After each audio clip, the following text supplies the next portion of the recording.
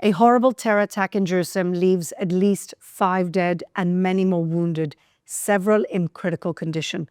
Also, Israel's Gaza City operation is underway, but Hamas is blocking evacuations and punishing civilians trying to get out of harm's way, all while pushing propaganda that the media is all too happy to run with. Also, back from the dead, we have one incredible story today of a Gazan boy whose life was reportedly cut short by the IDF, only to be found safe and sound with his mother late last week. You don't want to miss this. Coming up on The Quad.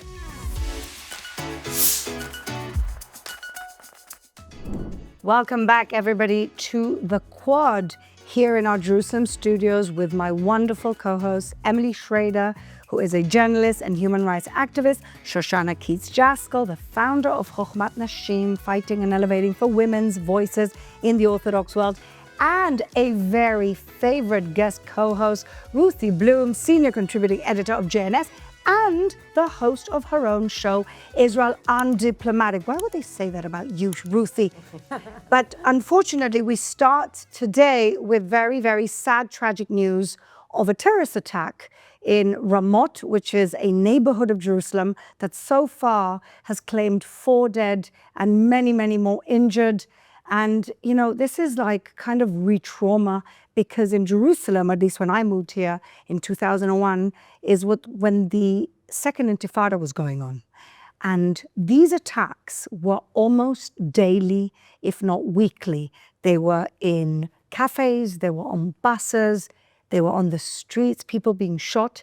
And Jerusalem has not, unfortunately, gotten rid of these attacks, but we've kind of gotten ourselves into a lull, into kind of a false sense of security in a way that the war hasn't really been in Jerusalem over the last few years.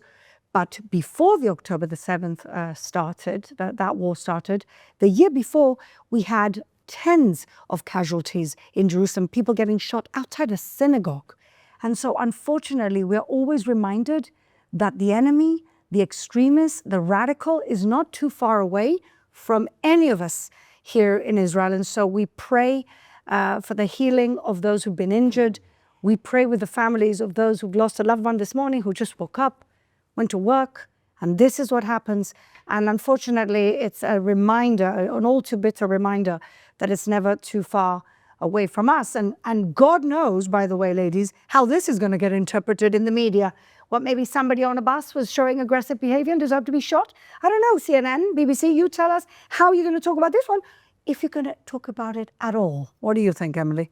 I don't think it will be reported nearly as much as anything at all that has ever happened in Gaza. But we'll have to see. I mean, I've been disappointed time after time since October 7th and before, but especially after, with how the media has reported what's been going on here. And it's not actually our conflict, but I just want to point out another incident about the international media that depicts how ideologically motivated they are, and that is the murder of the 23-year-old Ukrainian woman in the United States, who went on the metro and was killed out of the blue by a crazy person on that subway, and no one is reporting it. Why is the crazy person happen to be an Islamist who likes Osama bin Laden? I'm not sure what the motivation is, but the fact that it doesn't fit their narrative, and you don't see, literally any of the mainstream media has not reported it, which is crazy, because the entire murder of this Ukrainian refugee was on video. It's on video, and it's all over social media, and yet still the mainstream media hasn't reported it because it doesn't fit what their agenda is for the day or the week or whatever the international conflicts are going on now that they want to speak about. Well, that's disgusting. This is not news. This is not journalism. It's not journalism, and that's why they never report on the Christians being butchered in Egypt. That's right. Or in Syria, or the Druze, or the rapes that happened. That never gets reported. Instead, they like to invent lies. Or the 225,000 people in Yemen that died of starvation. Oh, yeah. We won't talk about that. No, they didn't have any. But 5 people don't have enough food in Gaza, and it's a famine. Yeah. I see. You're a reporter, you're a journalist, veteran journalist. You've been at it for many, many years. Did you ever think things could get as bad as they are right now? Oh, absolutely. And I never was exactly a reporter, more an opinion writer, features writer, that kind of thing, columnist. And there's a big distinction between that because as a reporter, I wouldn't be expressing my views, though many reporters Well, do. these days you would. These days I would, yes. But here's what I will say. The reason I did expect all of this is that you said you came in 2001, right? Now, this week marks the anniversary of 9/11. And in the year leading up to 9/11, exactly a year before that, Second Intifada? was when the Second Intifada broke out as a result of Israel's incredibly generous offer to the Palestinian Authority, to Yasser Arafat, land for peace offer, and his response was to launch a suicide bombing war in Israel. Now, and that's when cafes were blowing up in shopping malls, and that time, we all mothers of school-aged children, we were saying, well, we have to start driving our kids everywhere because the bus might blow up. Yes, and that's how we lived. That's how we lived. And not only that, but it was even worse because the kids were so traumatized, not only by seeing this or having friends get killed, but they actually, many school children in one of the Jerusalem neighborhoods saw the head of the terrorist who blew himself up roll into the schoolyard. Imagine the lifelong trauma that one experiences. There's all kinds of secondary traumas from these things. And the reason I'm bringing that up also is we had to expect this because every time things like that happen, let's remember what President George Bush at the time did this as soon as the Twin Towers fell. He put his arms around Muslims and said, no, he basically said, let's not take this opportunity to be vigilantes against Muslims. Now, that's all well and good, but that already, what it's saying is our biggest fear is that people will not like Muslims. Nobody seemed to care what was going on with Jews. Again, it wasn't as though, and what I'm saying is this is part of a global jihad. It's not Jews or Americans, it's all the West and Jews, but and Jews and Christians, as you pointed out, okay? Because the Islamists say, first we'll take care of the Jews and then we'll hit the Christians, although they're continuing to slaughter Christians. Yes. But it doesn't make the news, which is what we're saying. Exactly right. It's not newsworthy because it doesn't fit the agenda, because the oppressor in that case is not the person they want to be the oppressor, right, Shoshana? I think that what's terrifying to me in all of this, aside from the regular things that are terrifying, is that we see all across the world, there's no distinction between an IDF soldier who may be in Gaza versus a Jew in Washington versus a Jew in the UK. Not that I'm saying an IDF soldier just deserves to be harmed, but when a bus of Israelis, including children on their way to school, is sprayed with bullets, and when random people, Jews all around the world, are killed in the name of Palestine, in the name of jihad, the world, by not having it reported the right way, is desensitized to that distinction. And it's something that we as Israelis have experienced for many, many decades, if not more. But the rest of the world is experiencing and not understanding. And that goes on both sides, meaning on the one side, you're right, the person who perpetrates it, oh, they're Muslim, we don't want to cause what you're saying, we don't want to cause racism. And on the other hand, we're not saying, and these innocent victims, like what you're doing is both, in both ways you're wrong, and you're desensitizing the entire world to the fact that these are individual human beings. Yes. And it's a big, big problem, which you see on college campuses, which you see on the streets, which you see all throughout the world nowadays, and you have busloads of Israelis being pushed away from Greece, boatloads, of Israelis coming in, and you have Airbnb canceling Israeli, this is not okay. It's been normalized. Spoken about. It's been normalized exactly how it was in the 1930s in Germany. Normalized excluding Jews, not letting them go here, excluding them from their jobs, kicking them out. It's excused, it's normalized.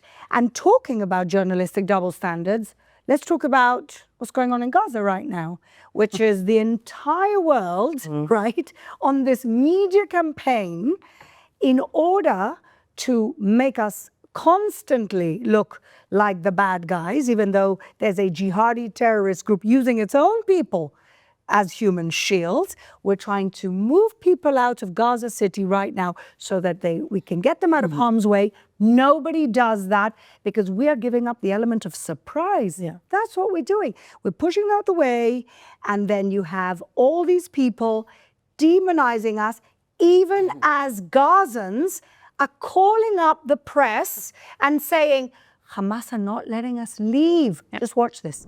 شمال انتي؟ في الشمال. ليش ما نزلتش على الجنوب لسه؟ كيف بدنا نطلع هو كفلنا في الطريق يا معلم. إيه جماعة حماس؟ جماعة حماس. شو بيحكوا يعني؟ لك هو عرض في الشيخ لا يعني يرجعوا الناس تطشهم. الناس خايفة تنزل ولا كيف؟ والله خايفين في بعض ناس بتخش من الشوارع الفرعية. فهمت؟ بتدبر حالها. هم واقفين على خط البحر عند النابلس وعند هذا وجهوا الناس بتطلع من تحت الدول المهدومة. Emily, you were in Gaza recently. What do you think about the world swallowing all this and having zero critical eyes, just swallowing the whole propaganda? They're doing it because they want to do it. They're not doing it because they think it's true, or maybe they do think it's true and they won't hear anything else. I think they think it will sell. They think that they will get clicks for it. They think it will ultimately benefit them in some way, so that's why they're doing it. And interestingly enough, the situation in Gaza actually is what I was going to say in response to what Ruthie said and also Shoshanna, and that is that when we see how these attacks, wherever they are, when we see how Islamist terror attacks are reported, especially in the international media, they go out of their way almost to make not the perpetrators of the attacks themselves, but whatever group they happen to come from, the victims. And they are not the victims. Sometimes it's the Jewish community that's targeted. Sometimes it's other communities. Sometimes it's a random terror attack. Sometimes it's the LGBT community. It's been different victims throughout history, but we don't hear about the victims enough. We hear about the perpetrators and then the immediate response in Western nations that I have seen, at least Australia, UK, and United States and Canada in recent years, and Germany as well. The immediate response is Islamophobia. We have to stop Islamophobia. Like, I agree that you shouldn't be bigoted against Muslims and you shouldn't blame all Muslims for the actions of some terrorist. I accept this, but that is not the point in the aftermath of a terror attack. The point is that some crazy Islamist murdered a bunch of people from whatever said group, and those people should be the focus, and it never is. It never is. And it takes like 4 days for them to actually say the name Correct. of the terrorist. They never say the name. I'll never forget that German market attack. It took them. They say German man. It took them like 24 hours to mention the guy's name. What is going on? And that's how you know what ethnic group he's from. Exactly. Otherwise, if it would have been John Smith, they would have said it straight away. Exactly. You know, there's another point that we have to make because we're talking about Gaza. The second intifada that happened that began a year before 9/11. Yes. It lasted until finally Ariel Sharon, then Prime Minister, in 2005, said, okay, enough. We can't have these suicide bombers infiltrating. We are going to disengage from Gaza, which was a euphemistic way of saying. He also built a wall. So he did two things. He's like, let's disengage. Exactly. We're going to pull out every last Jew who were living there. Also, the enlightened left in Israel said, we can't spend all this money and all manpower in protecting those settlers or in the border. So we got to pull them all out. And we did. Yeah. And Gaza, instead of taking all the millions and billions of shekels and dollars and euros to build a little statelet there, they took greenhouses, turned them into bomb factories, etc. Now, why that's also relevant for this war in Gaza is that from that moment on, they were building that terrorist state that we are now fighting.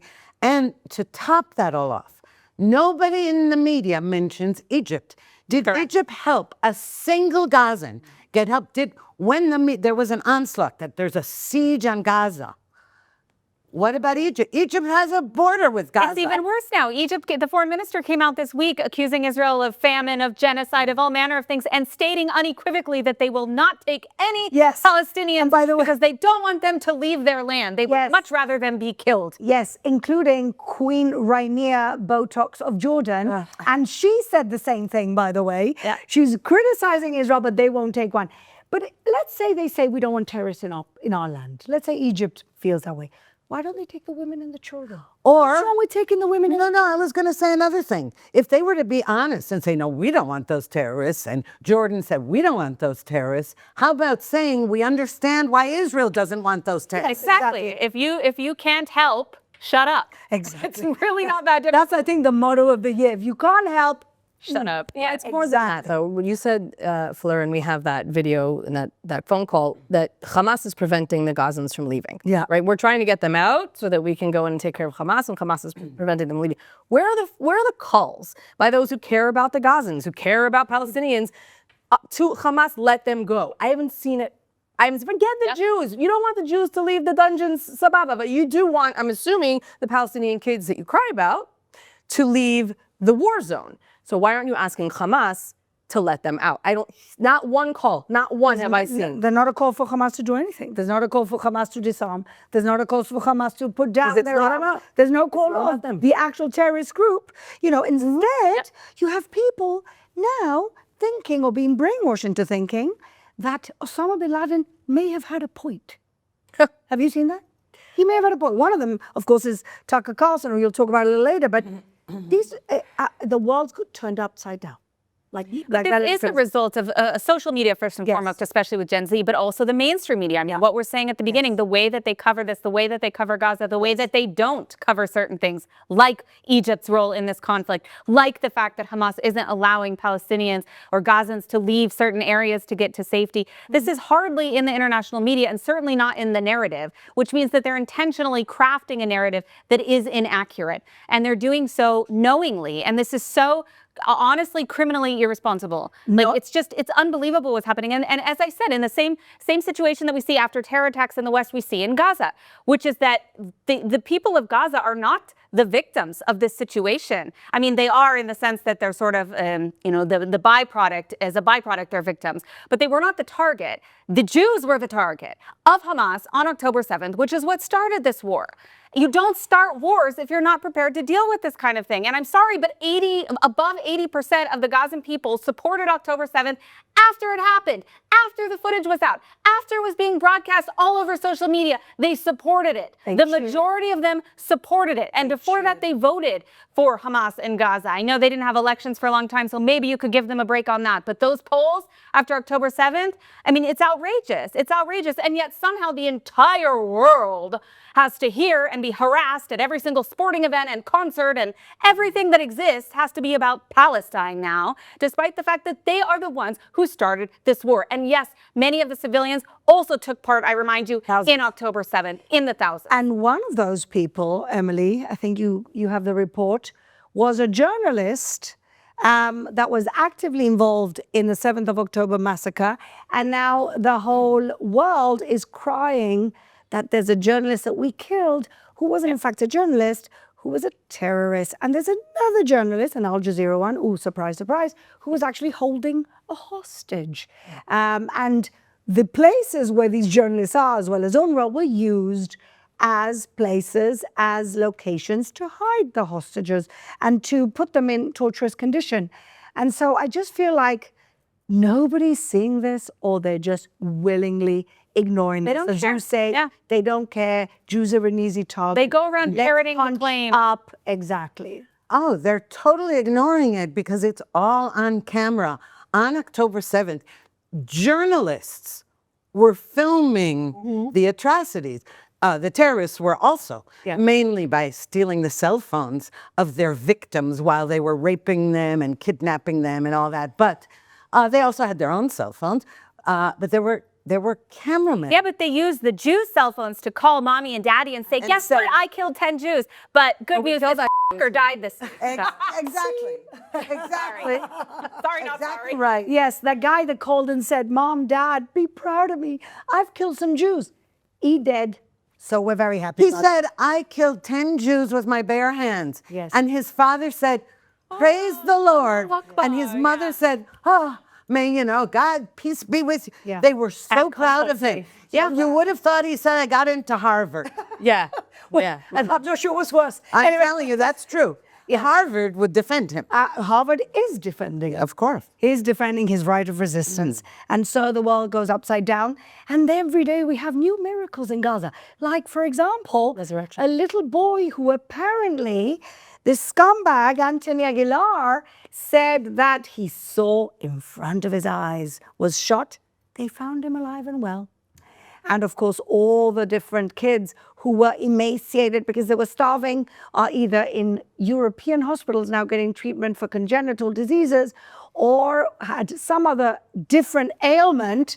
And that what they were using, as I keep saying in the press when they interview me, if starvation was so prevalent, why do they have to pick the sick children? But this Why goes can't back they to just the take- press. This goes back to the press. All Yeah, goes the press back to picked the up press. that guy and ran with it. Ran with it. They interviewed him. What did you see? Tell us about the boy. And this guy's like making up fairy tales out of his toughness. yeah. And they're all like running with it. Elaborate stories that never happened. And that's in spite of the fact that his employers at the Gaza Humanitarian Foundation fired him because he was behaving really badly. Aside from that, he was causing trouble. yeah. They fired him. They said, I mean, he's delusional or whatever. And then he became a celebrity on Tucker Carlson because that's who they look for. That's But everyone had him on. I mean, Piers had him on for like a one-on-one interview. Everybody had him on.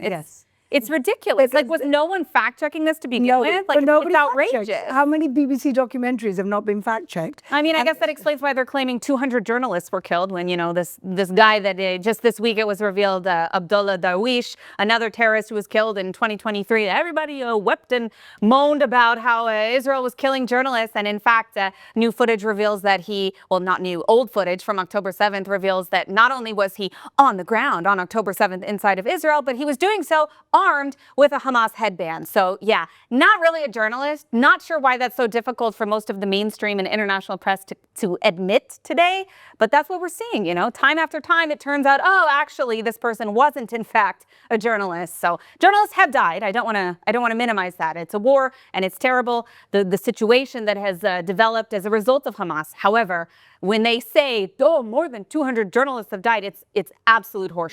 Sorry, I'm on a roll today. 95% of them were terrorists, or they are employed by Hamas or Al Jazeera, which is essentially the... Or they endanger themselves by going into a war zone, which happens in every war, by the it's way. a risk, yeah. But the worse than that, it's not how many journalists got killed in the war zone. It's that Israel supposedly targeted them for murder, which is absolutely outrageous. By the way, I would like to add, you know, we're talking about the international media. But, you know, Israeli journalists have been helping them. Here's one other story that you don't see in the international media. You don't see that the new restaurants opening up in Gaza. Of course not. This week, a Nutella bar. Now, that's not to say that all the Gazans... Nutella bar. Yeah, it's not to say that all the Gazans are enjoying that, okay? No, of course not. It's Hamas and the people Hamas are giving money to or are terrorists. But the fact is they exist. There are videos out there bragging on social media, again, with their, you know, skewers of shawarma and elaborate desserts. You don't see that on the BBC either. But we're going to show you some of those videos. Yes, exactly. You can buy anything you want, and the whole thing is a campaign. And the question is what's going to happen now as Israel continues our offensive into Gaza. All of a sudden, the Hamas are showing a little bit of flexibility with the negotiations. All of a sudden, they're saying, no, it shouldn't be us maybe after the war. Just have a Palestinian administrative authority, of course, so that they can control and that they can take over. And the whole thing is just sickening as our hostages lay there languishing. And I'm hoping Trump again came out last night saying, this is it, this is the last try. I don't know what's going to happen, but we pray that these people, that we have a deal, or that at least the offensive does its job and gets our hostages home. But it's a really difficult situation. It's difficult for us today. It's a very weird situation. I was speaking about with some colleagues last night that it's almost like it doesn't matter. It doesn't matter what Israel does at this point because there are serious disadvantages and serious advantages to literally every single decision in the current situation. Good point. It's like the left and the right, it actually doesn't matter right now when it comes to Gaza, because yes, it is possible that the Gaza operation further endangers hostages. It is also possible that it increases pressure on Hamas. Exactly. And if we don't do anything, it's possible Hamas will negotiate, unlikely, but possible. And it's also possible that they won't. And that the hostages will die anyway. Yeah. Something has to move. Something has to be done. Yeah. I can't believe this is the longest war Israel's ever had. Other long war was the Well, it war of wouldn't be so independence. long if Biden had let us do what we need to do. Yes, and it wouldn't be so long if those idiot European countries, plus Australia and Canada, wouldn't have given the gift of declaring statehood, which is supposed to happen next week, and would have hardened the stance of Hamas, essentially. Right, but there's another reason that it's so long, and that is in the past we have had other mini wars in Gaza, and we didn't finish the job That's right. then. Yep. And as Netanyahu pointed out, I mean, listen, I disagree with this, but I understand it. Saying we wouldn't have had the legitimacy in 2014 to do what we're doing now disagree with without. that too. And I disagreed with that because I say, look, if you're a leader and you know that your country's in danger, then you give yourself the legitimacy because it would have been legitimate. And even all the kibbutzim in the south said, finish the job. We'll be in our bomb shelters while Hamas is firing at us. Just finish the job. And we kept not finishing the job. Well, it's not only that. I mean, to say that we didn't have legitimacy, okay, so all those soldiers who died in 2014 Exactly. and 2021, it wasn't legitimate. Like, what are you talking about? Exactly. This job in 2008, in Operation Cast Lead, this should have been finished. But, honestly, I don't think it's really going to be finished today until we get rid of the Islamic Republic of Iran, because that is the sponsor, the trainer, the funder, the global power behind not just Hamas, but the Houthis and Hezbollah and Islamic Jihad and a whole number of different terror groups throughout the region and really the world. And so until we actually are ready to deal with the head of the snake, and that we may need a little bit more legitimacy for internationally, but we do have to get rid of that leadership in Iran. There's a part of me that thinks we're damned if we do. If we're damned if we do, and we're damned if we don't. And if the world is anyway blaming us for anything, we might as well do what we need to do. Right. And that's the bottom line. And that was true. We'd rather apologize and be alive. Exactly. We'd rather, But we're apologize. still working with Qatar. Yes. And How much can you blame everybody else? Like, And why are we Egypt. working with Qatar when Qatar is an absolute terrorist state, a terrorist sponsor? Almost like there's a it's problem Al in our Jazeera. Like, leadership. why are we legit? What are we shooting ourselves in the foot? And let's not even go into the places that Qatar has gotten to in this country, in the Prime Minister's office. international That's a too. whole other show, people. But I think it's important now that we focus on our very popular segment, Scumbag of the Week. Okay, everyone.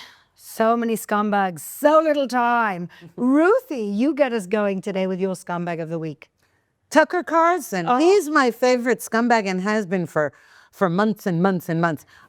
He's turned into a raging anti-Semite. And I don't say that lightly because I know people think that, we just like to throw that term around. Nah, I do not, okay? He's a genuine Jew hater and he makes no bones about it. Right. But this week, I just wanted to focus on one thing. He took a cheap shot at Ambassador to Israel, Mike Huckabee, and he did this by saying first, I don't know, I've always liked Mike Huckabee. And then he said, but, and then he totally distorted something that Mike Huckabee said. What he said was, it's not very Christian of him to say, suddenly he's saying that Israel and Gaza, it's like the British bombing of Dresden. Who could support Dresden? He was coming out all in favor of wiping out Dresden. That's not Christian. I mean, I'm paraphrasing, not quoting, but anyone can look it up. I just refer you to the New Testament. That is not permitted for Christians to be in favor of that. That is not what Mike Huckabee had said in the first place. First of all, because Mike Huckabee was not defending the bombing of Dresden, although it was justified. He was saying, he was calling out the hypocrisy of Britain, of Starmer, for attacking Israel when he said, really? Did Britain feed the enemy during World War II?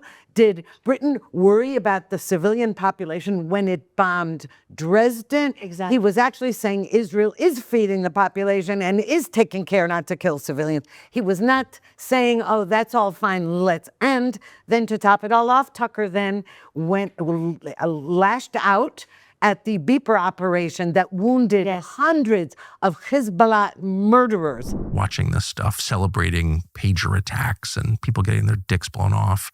Stuff, I mean, like, why would we celebrate that? Yeah. But Ben Shapiro was on there jumping up and down with glee when that happened. And he just thought that was terrible. It was just so horrible. How could we be joyful about Well, they're that? his friends. So. Yeah. And, you know, he contradicts himself all the time. I think he's becoming a bit of a caricature of himself. Maybe it's just me because I want to see him that way. But he says, Piers Morgan says, Israel's an ally. What's an ally? What does that mean? And then he says, Qatar are allies. So the guy is like, literally, you know who gets him spot on? Our friend Amy Kozak, who was here on the show. Have you seen his impressions of Tucker Carlson with the wig? Amy, we love you because you're so funny. But he really, he illustrates the kind of caricaturish figure he's becoming. And I'm just hoping he's going down the very discreditable route of Candace Owens, who's getting sued by the Macrons, which I'm very happy about. But I'm just wondering whether it's like he's getting to the bottom of his hypocrisy. I'm not sure. Maybe, but we do see that he's massively popular. Now, I don't know, how to judge that, how many millions on social media, etc. But Candace Owens also, the two of them have quite an extensive fan club, which is worrisome. Yeah. Yeah, I think that the Jew hatred trend is actually a way that we see journalists and, public figures leaning towards, not against. It hasn't bottomed out yet, for sure not. I mean, it started with Kanye and everyone thought he's crazy. Yeah, right? and now everybody's copying him. Yeah. Exactly. And then you see people who previously were not involved in this conflict at all, like that psychopath, Anna Kasparian, who suddenly are now trying to be in the Hassan Piker, Tucker Carlson, Candace Owens. Yeah, exactly. Categories. It's like being a Jew hater is a way for you to get money and be more successful in terms of your clicks and your views. And that's the model they're following. Qatar's always looking. Yep. Qatar's always paying. Qatar's always hiring. Yeah. Qatar's always hiring. Absolutely. Well, that's a great scumbag. We, honestly, Tucker Carlson, shame on you. Shame on you. And one day, and I have real confidence in this, one day all these people, when things are analyzed in retrospect, will have been so on the wrong side of history. It'll be like the people who supported Hitler. And there were plenty of people that seemed normal, that seemed mainstream, even Jews that supported Hitler. And that's who you're going to end up being. And I can't wait to see it. Okay. Emily, who's your scumbag this week? Oh, my scumbag this week is Shabana Mahmoud, who is the new Home Secretary of the United Kingdom. Yeah, she's also an anti-Israel activist. She was one of the people who actually led a protest in the UK that ended up getting a business shut down for the crime, the atrocity of selling Israeli products. She is part of the whole Free Palestine mob. She's had many videos at many of these different events. And in her role in government, she abstained from labeling Palestine Action as a terrorist group. This is a hate group in the UK that has organized a lot of different protests, but they've also vandalized Jewish businesses. They also invaded a UK military base and damaged 2 aircraft because Palestine. And this is something that apparently she wasn't sure whether or not that should be categorized as terrorist activity. And now, as the Home Secretary, she's in charge of counterterrorism inside the country. She is now in control of MI5. She's in control of the policing. She's in control of all the policies that relate to discrimination against the UK Jewish community, which just this morning I saw that multiple synagogues in the UK were defaced with feces on the building outside. Just another day in the UK Jewish community. And now Shabana Mahmoud is in charge of that. Shabana, who, if you check out this clip, you can see exactly what motivates all of her decisions. Islam, my own religion, like a lot of practicing Muslims, my faith is the most important thing in my life. It is the absolute driver of everything that I do. I feel a very strong calling of my own conscience, and my conscience calls me to God. That is. So as you can see, nothing wrong with being a Muslim, but when you state explicitly that that is the sole determinant in every single action that you take, perhaps that raises a valid question about what your policies actually will be, given what your previous actions have been, which is explicit discrimination against the Jewish community. So Shabana Mahmoud, you are my scumbag of the week. Wow. Oh my God, it's actually kind of really crazy how the UK government and the ministers, the cabinet ministers, are falling apart. It's the anti-corruption minister was caught for corruption. The housing minister was caught, listen to this, she kicked out tenants from a house she owned. She did exactly what the law says you can't do. In other words, kick out tenant at a certain rate so that you can push up the rent. She did that. They caught her. She had to resign. And there's another minister, I can't remember, a minister involved with tax, who was caught frauding the government for tax. So this is the Labour government under two-tier Keir Starmer, who arrests our friend Naya Gorbani on a weekly basis, and little old men who are saying Hamas are terrorists, and let the whole thing run wild. But let me tell you what's going to happen this weekend that's coming. The British people are waking up and are saying, enough is enough, we need to take our country back. And so watch out, because on, I think it's Saturday, 13th, on the September 13th, there's going to be a huge march of British people. Of course, the mainstream media are already labeling far right, because God forbid people should actually care about their own values and keep their own country the way that it is. And maybe this will be the beginning of something new. I don't know. I've got a feeling this is going to...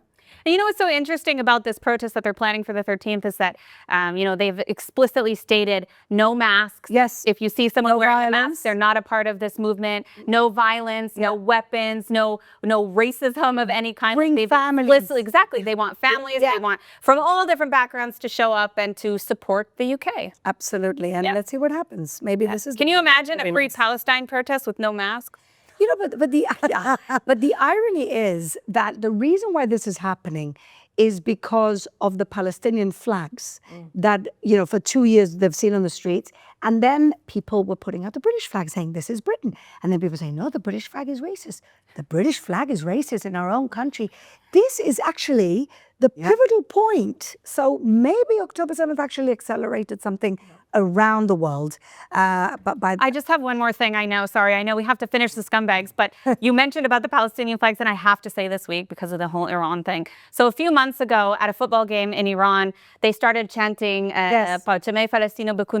which means shove the Palestinian flag up your...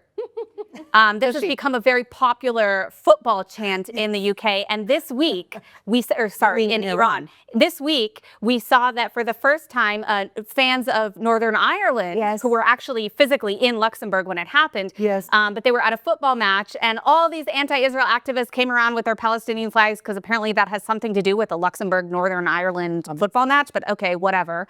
The response of these fans was to chant, stick the Palestine flag up your... Stick Palestine up your hole.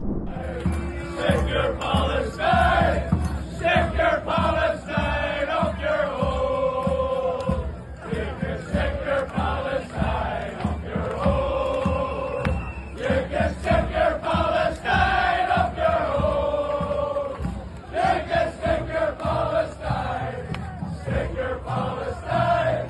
Stick your Palestine up your hole! Up your hole, yeah. So they started chanting this in English, and then the next day in Australia, who also had a march, the same thing's happening. People saying they're racist for waving Australian flags, and the people who came to the beach, to Bondi Beach, they came with a bunch of Palestinian flags, and this is an area where there's a lot of Jewish community as well. And some of the other people came and started chanting this as well, so it's become like a trend in response to this insertion of Palestine into everything that's not related. But that's what I'm saying, that at the end of the day, they exhaust people with this sanctimonious, bullcrap.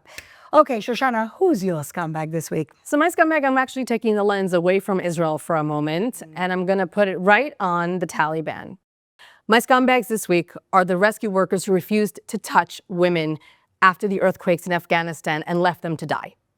Because the Taliban has created a situation where 21 million people, because they are female, are not allowed to be touched, are not allowed to walk outside, are not allowed to walk outside without a complete cover and veiling with a male escort. They cannot go to the doctors. So when there were women who were harmed and actually were able to escape from the earthquake, they couldn't get medical assistance because male doctors are not allowed to treat female patients and women are not allowed to be doctors. So when we talk about hypermodesty, and this is my jam, okay, I talk about this in the Orthodox world, when we talk about it's not just a picture. Putting women in the back of the bus, it's not just a seat. Putting women in the back of every room, it's not just a position. It is a othering of people. And when you make a person othered and you don't allow them to be seen fully as human beings, it will lead to serious harm and even death. So thousands of women and girls are not getting treatment. And many of them died because they were women. Because the Taliban does not allow them to be seen as human beings. I saw this report and I got extreme chills because not only is this actually happening right now and nobody cares. Nobody cares. About the 21.5 or almost 22 million human beings in Afghanistan who are not seen as human beings. Yeah. Thank you, Chris Martin, for defining who it is not. Thanks to him, for you. we're human now. But people need to understand, take your lens away from Gaza for 1 second. Take your lens away from where everyone is telling you to look and look where no one is letting you look. Because if you see what's going on over there, you may actually be able to help people. You may actually be able to say, wait, that's not right. And what can I do for those people who really need my help because nobody sees them as human beings? My scumbags of the week are not only the Taliban, but the people who leave them in power because they just don't care. Absolutely. I'd just like to add something that the Taliban, you're absolutely right. The West defends those kind of people. Do you understand? The West glorifies third world Islamists. And the Taliban, and that is what's most appalling about it. We know that goes on. Honor killings. The fact, when you say the doctors aren't allowed to treat them, but rapists can rape them, and once they're raped, then they either have to be killed or they have to be jailed or they're sent to jail for being raped. Right. So, and this is going on all over the world, and the West won't call that out. No, they won't call it out, and unfortunately, it's coming to a European city near you. And it's worse than that. CNN actually CNN went to Afghanistan with an influencer who was invited by the Taliban. A male influencer was invited. I don't remember his name. I will try to get the video. To come and see that the Taliban isn't so bad. And CNN covered his trip with a little bit of a mention of, well, have you spoken to women and girls? Well, I'm not looking at that lens. And CNN just let it go because CNN, you're freaking complicit. You are complicit in the gender apartheid, the gender genocide that's going on in Afghanistan. Absolutely. Completely complicit. And Iran. I mean, really. Let's just call a spade a spade. It's disgraceful. It's disgraceful. The liberals, so-called liberals, who've just, honestly, you've just sold your souls because hating Jews is easier, maybe. And that's the world that we're living in. But we will prevail, and we don't care. So my scumbag of the week is somebody we just mentioned briefly earlier called Anthony Aguilar, who was a Special Forces guy, Green Beret, for 25 years. He was in Afghanistan, of all places, you just mentioned. And he was working for the Gaza Humanitarian Foundation. And unfortunately, instead of doing his job, he was fired for being incompetent and probably a moron, and then pretended that he was fired for being a whistleblower to the terrible things that the GHF and the IDF were doing to innocent Gazans. And one of the things that he talked about so emotionally in every single media platform that gave this scumbag a platform was that he saw this little boy going for food and shot dead in front of his eyes. A horrible, tragic story, only to discover that miracle of miracle, the boy is alive and well. So Anthony Aguilar, you are already a scumbag for pretending that you left because you were a whistleblower, when in fact you were fired for being an incompetent idiot. But now you're also a liar, as we all knew you were, because we know the good work that the GHF are doing under attack from Hamas. Hamas are the people shooting the innocent people trying to get food. and you are pretending and you are lying that it's the GHF doing that wonderful work where their own workers have been killed, and the IDF were protecting the people trying to get the food. And so, of course, Tucker Carlson, your scumbag, took him in, and Piers Morgan and everybody did some incredible exposés on an attention-seeking moron who lost his job and decided to turn himself into a famous whistleblower that never was, talking about murders that never happened. And so, Anthony Aguilar, if you're not a scumbag, I don't know who is. My scumbag of the week. Okay, and there's always wonderful heroes that give us faith in humanity. Thank God. And that's how we always finish our wonderful show. Shoshanna, who's your hero this week? My hero is the young Haredi ultra-Orthodox man who took out a terrorist, or maybe two. The news is obviously very, right now we don't exactly know what happened, but we know for sure that he at least killed one terrorist who had unfortunately murdered people on a bus this morning in Jerusalem. You know, there's a lot to say about the draft and who serves in the army and who doesn't serve in the army. And yes, we need to fix it. There's a lot to be done. But when someone steps up and someone is protecting his people, we need to call them the heroes that they are. Thank you for applying for your gun license last year. Thank you for being vigilant. Thank you for taking the initiative and saving lives. So to the young Haredi man whose name I don't know, and I don't know if we'll ever know, but really, you are a symbol for a citizen who is protecting other citizens. We thank you, and you are my hero this week. Well, absolutely. And, you know, in this country, we're always, when we don't deal with outside enemies, somehow we're finding divisions amongst ourselves. And so it's good to have a moment to understand that, you know, heroes come with different capes and from all places. And let's not forget that. Yes, very important. Wonderful. Emily, who's your hero? My hero this week is Jonathan Conrique. Oh, we love Jonathan. He's always great, but this week he was on Piers Morgan, actually, with Mehdi Hassan, one of the most prolific anti-Semites. That guy. And it's funny, you know, Mehdi has a book called How to Win Every Argument, but his response to arguments from anyone who points out his hypocrisy and illogical, or rather I should say logical fallacies that he loves to present about Israel, he blocks, including me. So apparently that's how you win arguments, blocking people. Anyway, here's the clip from Piers Morgan. There's been a job opening. Israel finally got rid of Abu Ubaidah, a very prolific and Hamas You've really got to get better with your Hamas propaganda. You're a racist, small man. genocidal, war criminal. Man. You support war criminals. Well, you're trying to put a target on me? Are you and Elon Levy trying to put a target on me?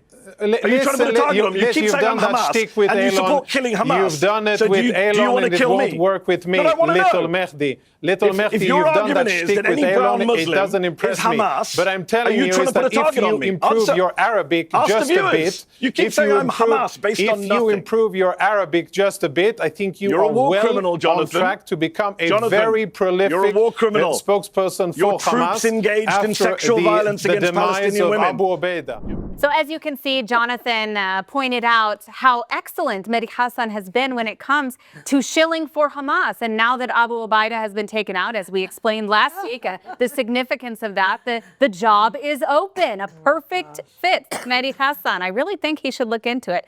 Anyway, great job to Jonathan Conrique for really getting under Mehdi's skin. It was lovely to see all of it. Yeah. And little man Mehdi Hassan, you are my scumbag. I'm sorry, not my scumbag. So Jonathan Conrique is my hero, but Mehdi is also a scumbag. I think Mehdi has been a scumbag. Mehdi has been a scumbag many times. Yeah. And Jonathan, first time as hero, but honestly, that was beautiful to watch. The way he got under his skin, the way he had to, you know, resort to insults. Like Margaret Thatcher used to say, when they're insulting you, they've lost the argument. So well done, Rohan. Good hero, Emily. Ruthie, who's your hero this week? Okay, my hero is someone I mentioned earlier, and that's Ambassador Mike Huckabee. Yes. Now, not for us, one thing in particular, although he has been really amazing where Israel is concerned. First of all, he always steps up when interviewed in the international media, defending Israel's behavior in Gaza, defending Israel's right to the land of Israel, defending everything that Israel does, actually. And it's true that his boss is Marco Rubio, and of course, Donald Trump. My favorite. And he's representing them, but Yes. he does it with his own style. And I also have to point out that he is hilariously funny on Twitter or X. When he is letting someone have it, he does it in this hilarious way, and so it's really worth following him.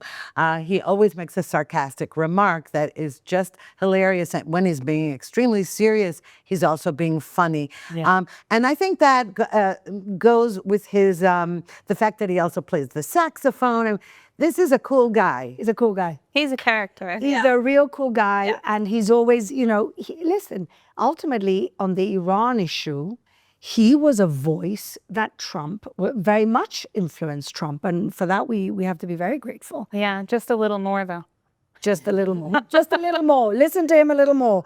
Yes, wonderful hero. He's been our hero before, and I'm sure he will be our hero many times again. Ambassador Mike Huckabee. Okay, and my hero is a little maybe less well known in these circles, but I just want to give a little bit of context about something else that's happening in the world right now. Well, in Spain, there is a bicycle tour, you call it? A race, a bicycle race. I'm not a bicycle person, excuse me out there, bicycle people, but it's called the Vuelta. And it basically goes all around. It's like the Tour de France, but in Spain, essentially. And the, as somebody referred to them, the Black Tea Towel Brigade, the pro-Palestinian protesters, have been waving flags, Palestinian flags, carrying banners that neutrality is complicit, boycott Israel, against the Israeli cycling team. This is an international sport. We have a team. The team's pretty good because there's a lot of bike riders in this country, I have to say. And basically, they had to shut one of the races, make it shorter in Bilbao. The ETA people, which is their own homegrown terrorists, have been complicit with the Tea Towel Brigade of the Palestinians.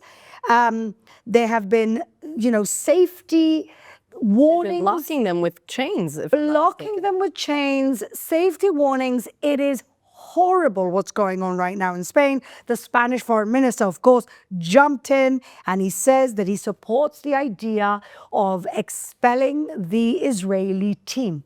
This has all been happening in Spain at the moment. It's disgraceful. And of course, the crazy government of Pedro Sanchez has been complicit with all of these horrible jihadists that are trying to basically boycott the Israeli team.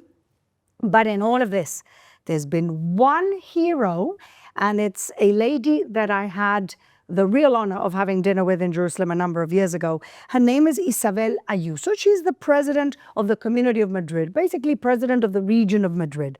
And she has come out on X and everywhere else, basically saying, you're anti-Semites, you are boycotting Jews. This is something that we saw, in the Second World War. You have basically targeting athletes, and you are ruining the whole spirit of what sports is supposed to be. Now, to be in Spain and to come out so clearly, so morally clearly, when this mob is basically working overtime, to me, Isabel Ayuso is a hero, not just today. She stood with us all the time, stood against the president of her country. And so, Isabel, I love you. Eres un héroe para mí y para mucha gente en España y por todo el mundo. Muchas gracias. Thank you, Isabel Ayuso. Gracias. So, we're doing quad in Spanish now. Yes. Quad in español. Quad in español. Well, we actually are. All the JNS podcasts are now in multiple languages. We are doing AI multiple languages, but we're also opening a JNS en español channel. Yeah. Great. Sorry, watch this space. We may well have the quad in Spanish very soon. Well, we already have my podcast in Spanish. I mean, except unlike you, mine is AI Spanish. But it's What accent did they give you? Well, Mark? The thing is, it sounds like my voice. It does. So much so that a family member of mine said, oh, you used to speak Spanish, but I didn't realize you speak so fluently. It's AI. It's just amazing what they can do these days. It's a little creepy. Because there's one to be in German as well. That's really. Why don't we do the quad in Arabic? That's what I thought. That's a That's great a idea. great idea. In Persian, Emily's learning Persian has a lot of specifics that you don't want to know. Also Arabic, because there's certain terminology that's used for certain types of things that you would only use like if you're a regime, or you would only use if you're... Right. Well, I wonder what the Arabic word for scumbag is. We'll see. In any case, thank you so much for watching our show only on JNS. See you next week.